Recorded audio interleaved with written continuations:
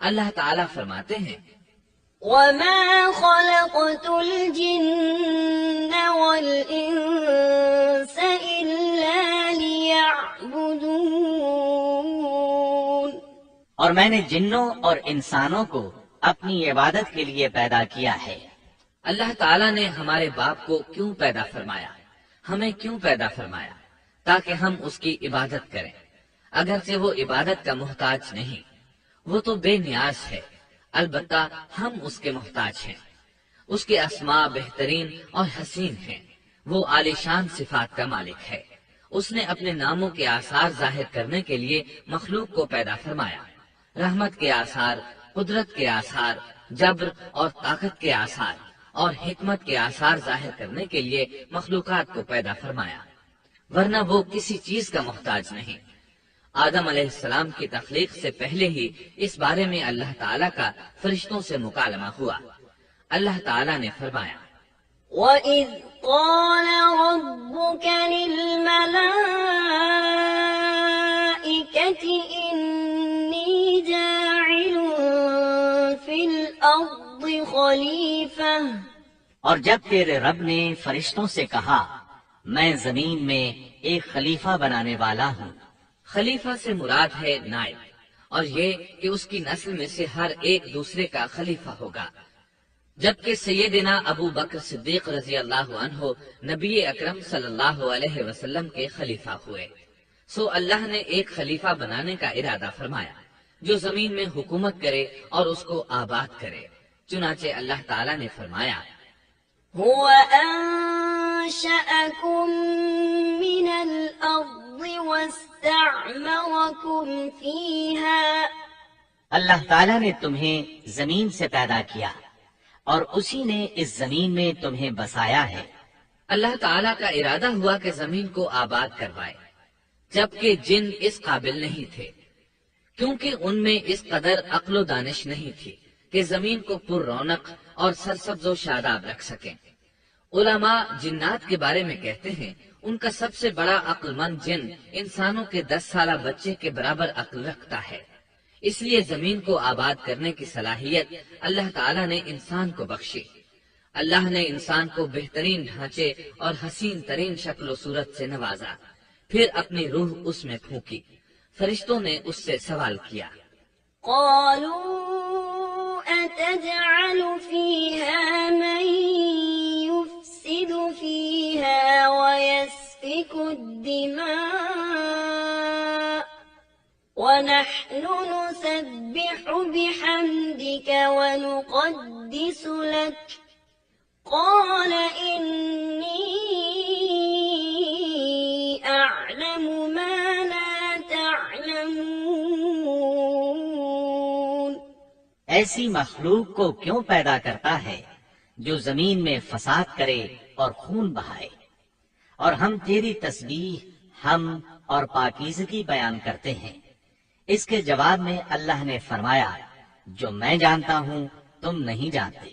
دراصل فرشتوں نے کسی طرح معلوم کر لیا تھا کہ آدم کی اولاد زمین میں فساد کرے گی، خون ریزی کرے گی، لیکن انہوں نے یہ بات اعتراض کے طور پر نہیں کہی تھی، کیونکہ ایسا اعتراض تو گناہ ہے، اور فرشتے پلک جھپکنے کے برابر اللہ کی معصیت اور نافرمانی نہیں کرتے، جیسا کہ ارشاد ہوتا ہے بل عباد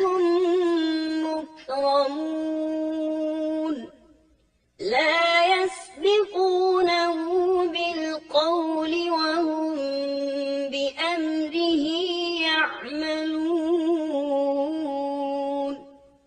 بلکہ وہ تو نہایت معزز عبادت گزار ہیں، کسی بات میں اللہ پر پیش دستی اور سبقت نہیں کرتے اور اس کے حکم پر عمل کرتے ہیں۔ اسی طرح ارشاد ہوتا ہے لا يعصون الله ما أمرهم ويفعلون ما يؤمرون، اللہ کے حکم کی نافرمانی نہیں کرتے بلکہ جو حکم دیا جائے بجا لاتے ہیں۔ اس لیے فرشتوں کا یہ پوچھنا وضاحت طلبی کے لیے تھا، وہ تو انسان کے پیدا کرنے کی وجہ پوچھ رہے تھے۔ وہ زمین میں جنات کے اعمال اور کرتوت کا مشاہدہ کر چکے تھے، یعنی اللہ تعالیٰ نے انہیں پیدا کر کے اختیار دیا تو وہ فتنہ و فساد اور فسق و فجور میں مبتلا ہو گئے، اور اب ایک اور مخلوق زمین میں بسائی جا رہی تھی، تو اس بات کا امکان تھا کہ یہ مخلوق بھی ان کے نقش قدم پر چلے، اس لیے فرشتوں نے تعجب اور حیرت کی بنا پر یہ سوال کیا تھا، اور پوچھنے کا مقصد یہ تھا کہ کیا یہ بھی جنوں کی طرح ہوں گے؟ اس طرح انہیں یہ خدشہ لاحق ہوا کہ شاید ان سے اللہ کی عبادت میں کوتاہی یا کمی واقع ہوئی ہے، جس کی وجہ سے اللہ کو نئی مخلوق پیدا کرنا پڑی۔ اس لیے ان کی بات میں یہ بھی تھا کہ ہم تیری حمد اور ثنا بیان کرتے ہیں۔ بہرحال ان کے سوال کے دو مقصد تھے، کیا یہ جنوں کی طرح فساد کرنے والی قوم ہے؟ کیا ہم سے تیری عبادت میں کوتاہی ہوئی ہے؟ اس پر اللہ تعالیٰ نے فرمایا، جو میں جانتا ہوں وہ تم نہیں جانتے۔ اس موقع پر فرشتوں کے ذہنوں میں ایک اور بات بھی آئی، وہ آپس میں کہنے لگے کہ اللہ تعالیٰ جو بھی مخلوق پیدا کرے گا وہ ہم سے زیادہ معزز اور عالم نہیں ہو سکتی۔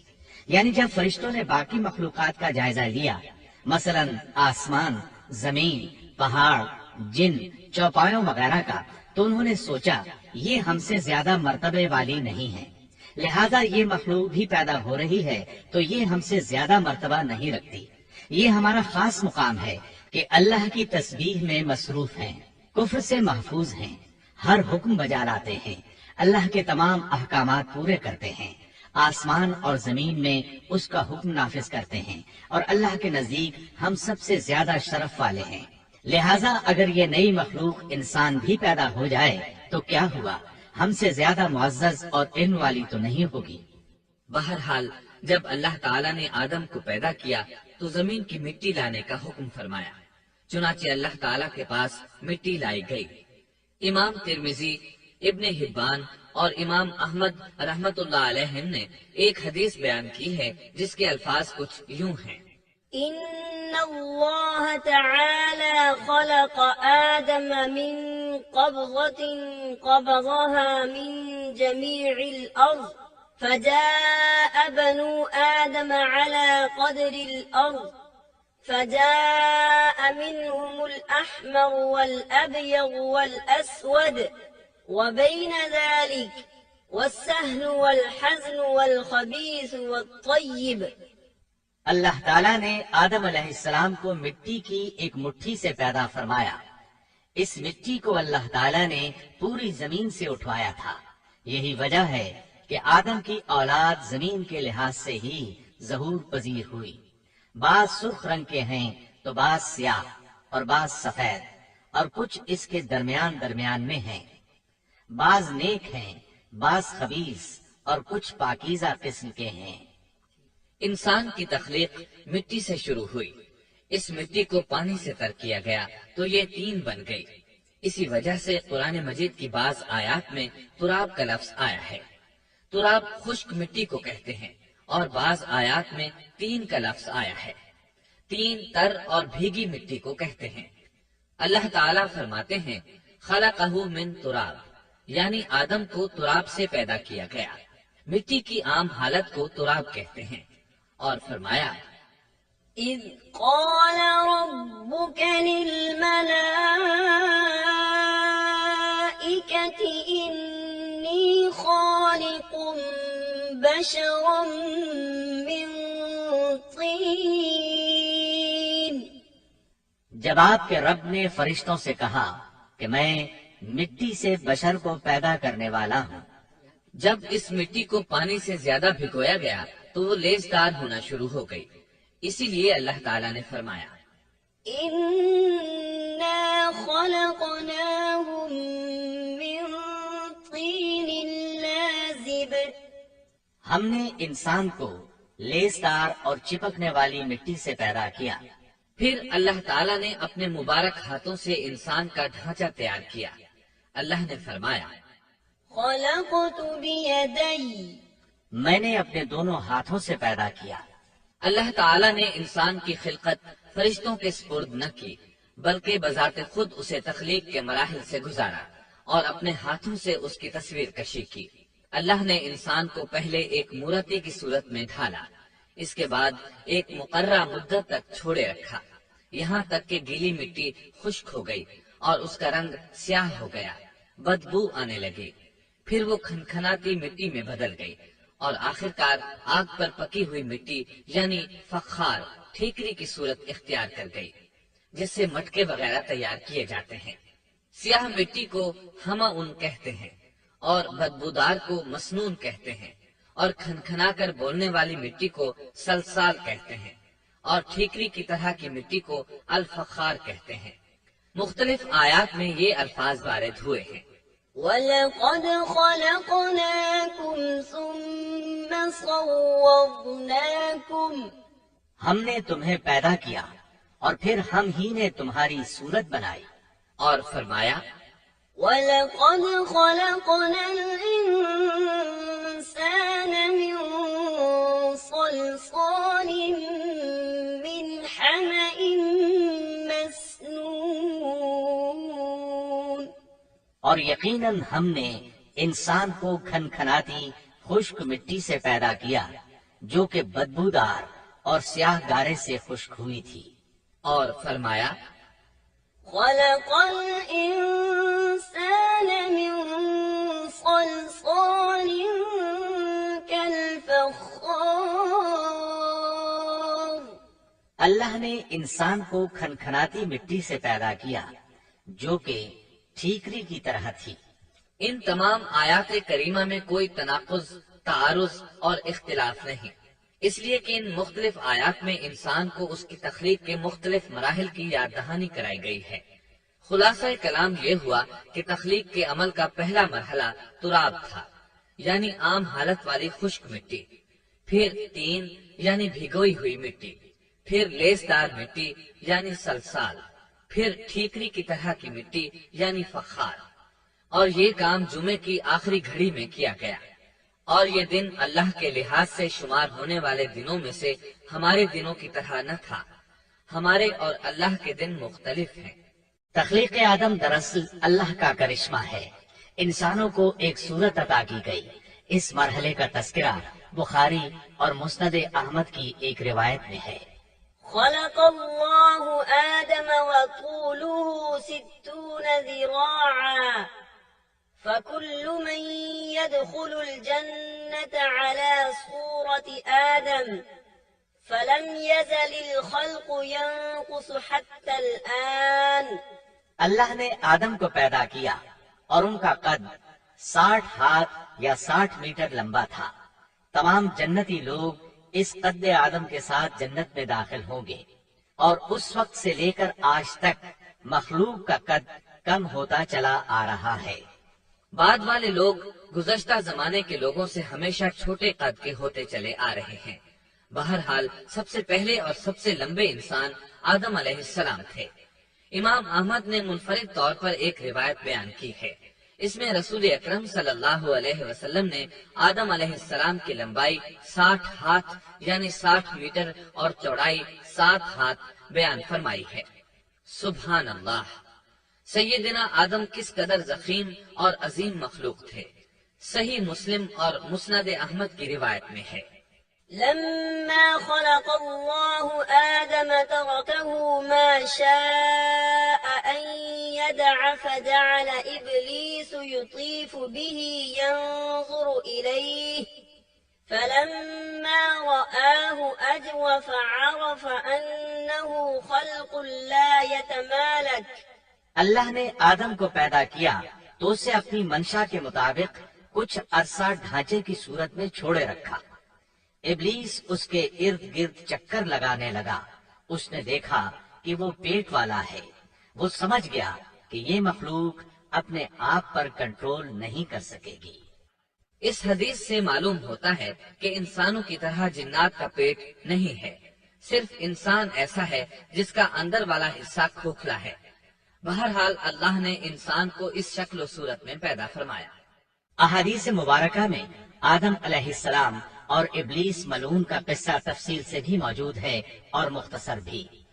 مثلا تفسیر تبری میں سیدنا عبداللہ بن عباس رضی اللہ عنہما سے روایت ہے، اللہ تعالیٰ نے آدم علیہ السلام کی مٹی کا حکم دیا، مٹی لائی گئی، اللہ تعالیٰ نے آدم علیہ السلام کو لیسدار اور بدبودار سیاہ مٹی سے پیدا فرمایا، اور یہ کام اللہ نے اپنے مبارک ہاتھوں سے کیا۔ آدم 40 راتیں مجسمے کی صورت میں پڑے رہے، جسم موجود تھا لیکن روح نہیں تھی۔ ابلیس آتا، اس ڈھانچے کو ٹھوکر لگاتا تو جسم سے ایسی آواز نکلتی جیسے خالی مٹکے پر ہاتھ مارنے سے نکلتی ہے۔ اسی لیے اللہ نے بھی فرمایا ہے کہ وہ کھنکھناتی مٹی سے پیدا کیے گئے۔ آدم علیہ السلام میں روح ڈالنے سے پہلے ایک مرتبہ فرشتوں کا ان کے پاس سے گزر ہوا تو وہ کچھ گھبرا سے گئے۔ ابلیس کو تو بہت زیادہ گھبراہٹ کا سامنا کرنا پڑا۔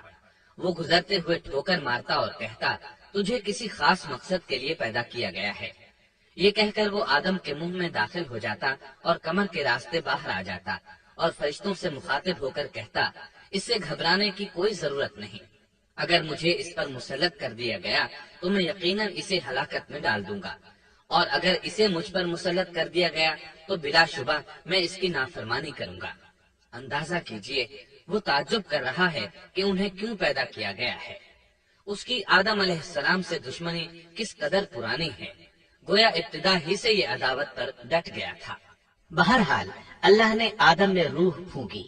اس مضمون کو قرآن مجید میں جا بجا ذکر کیا گیا ہے۔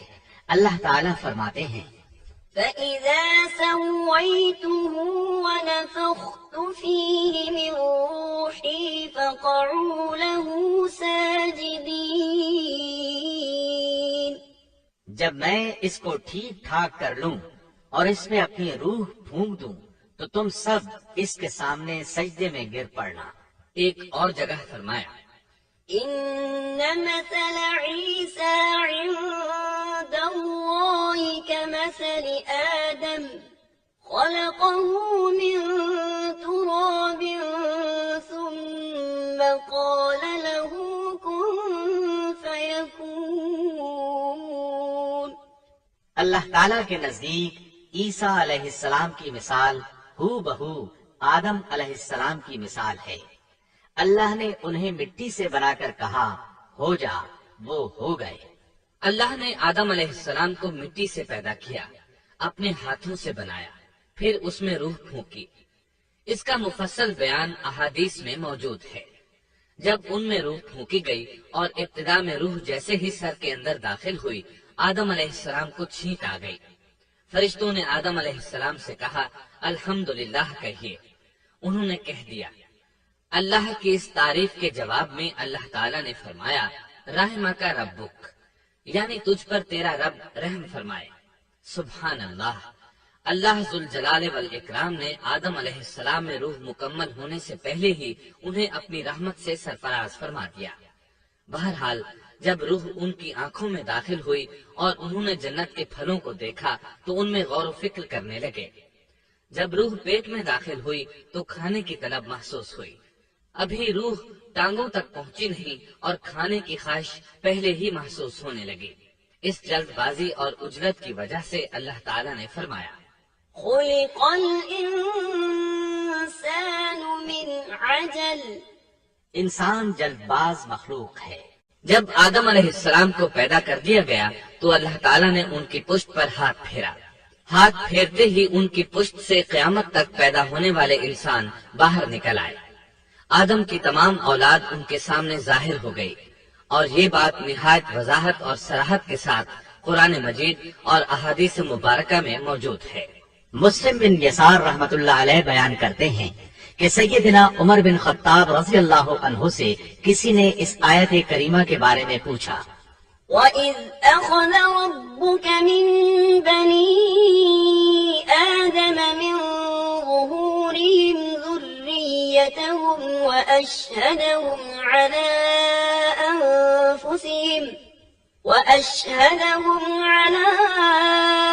أَنفُسِهِمْ أَلَسْتُ بِرَبِّكُمْ قَالُوا بَلَىٰ شَهِدْنَا أَن تَقُولُوا يَوْمَ الْقِيَامَةِ إِنَّا كُنَّا عَنْ هَٰذَا غَافِلِينَ۔ اور جب آپ کے رب نے اولاد آدم کی پشت سے ان کی اولاد کو نکالا اور ان سے انہی کے بارے میں اقرار لیا کہ کیا میں تمہارا رب نہیں؟ سب نے جواب دیا ہاں کیوں نہیں، ہم سب گواہ بنتے ہیں، تاکہ تم لوگ قیامت کے روز یوں نہ کہو ہم تو اس سے محض بے خبر تھے۔